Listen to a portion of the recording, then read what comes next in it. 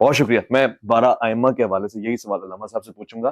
اگر حضرت بھی 12 اماموں کے ویسے ہی ماننے والے ہیں، ایک طالب علم کی حیثیت سے پوچھ رہا ہوں، تو پھر فرق کس بات کا ہے؟ اگر لیڈر ایک ہے تو پھر فالوورز میں ڈویژن کیوں ہے؟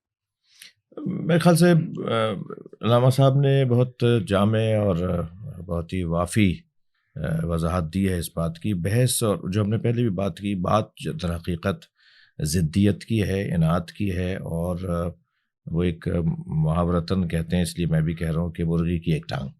بس اس کے اوپر رکنا ہے کہ جی نہیں، ہم نہیں مانتے اس بات کو. یا اچھا، زیادہ جو روشن بات ہے نا جس سے گھبراہٹ ہے، وہ یہ کہ اگر کچھ چیزیں کچھ لوگوں نے مان لی نا تو بہت ساری چیزوں سے ہاتھ اٹھانا پڑے گا. تو وہ چند چیزیں نہ مانو جس کی وجہ سے بہت ساری چیزوں سے ہاتھ اٹھانا پڑے. حتیٰ اس حد تک بے دینی ہے، میں اس کو کہتا ہوں بے دینی، اس حد تک بے دینی ہے کہ اگر تم نے آج امیر شام کا دفاع نہیں کیا تو کل یہ کہیں اور بات کریں گے، لہٰذا کہیں اور کی خاطر اس کے ساتھ کھڑے ہو جاؤ. یہ بے دینی نہیں ہے؟ یعنی حتیٰ پاکستان کے اندر اگر نعرہ لگ جاتا ہے امیر یزید زندہ باد کا، اس بنیاد پر کہ اگر ہم نے اس کو سپورٹ نہیں کیا تو کل اس کے خاندان تک بات جائے گی اور پھر بات جائے گی کہیں اور تک. تو یہ بے دینی نہیں ہے؟ آپ جو جس کا قابل، یعنی آپ یہ تو کہتے ہیں کہ کربلا میں امام حسین علیہ السلام کو شیعوں نے خط لکھ کے بلایا اور شیعوں نے مار دیا. آج 1400 سال بعد والا شہنشاہ حسین نقوی شیعہ، آج 1400 سال بعد آنے والا مثال عابد حسین شاہ شیعہ، وہ ان کا 1400 سال پرانے والوں کا ذمہ دار ہے کہ تمہارے آبا و اجداد نے، جبکہ میں تو مدینے کا رہنے والا ہوں، میرے اجداد تو مدینے سے آئے تھے. افریقہ کے کالے جو شیعہ ہیں وہ تو کوفے والوں کی اولاد نہیں ہے.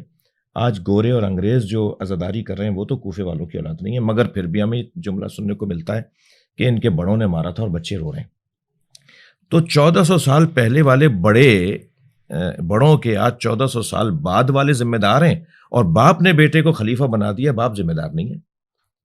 نہیں، ان کو کچھ نہیں کہیں اس لیے کہ وہ ذمہ دار نہیں ہے، وہ یزید کا کام تھا، وہ کسی اور کے اوپر نہیں رہا. بھائی یعنی باپ بنا کے جا رہا ہے، وہ ذمہ دار نہیں ہے، اور 1400 سال پہلے والوں نے اگر کچھ کیا تو آج ہم اس کے ذمہ دار. تو حقیقت یہ ہے کہ اگر انہوں نے کچھ چیزیں مان لیں تو پھر 50 چیزوں سے ہاتھ اٹھانا پڑے گا، اور یہ نہیں کرنا چاہتے. اللہ ان کو ہدایت دے، اللہ ان کو آخرت اور قبر اور برزخ اور مرنے کے بعد جو سوال جواب ہونے ہیں. اور میں ایک جملہ اپنے اس میں بھی کہتا ہوں کہ ہم ہر جگہ میرٹ کی بات کرتے ہیں، تقرریہ میرٹ پہ ہوں، تبادلے میرٹ پہ ہوں، داخلے میرٹ پہ ہوں، پارٹی ٹکٹس میرٹ پہ ملیں. ہم یہی تو گفتگو کر رہے ہیں کہ نبی مکرم کے بعد میرٹ پہ مانو.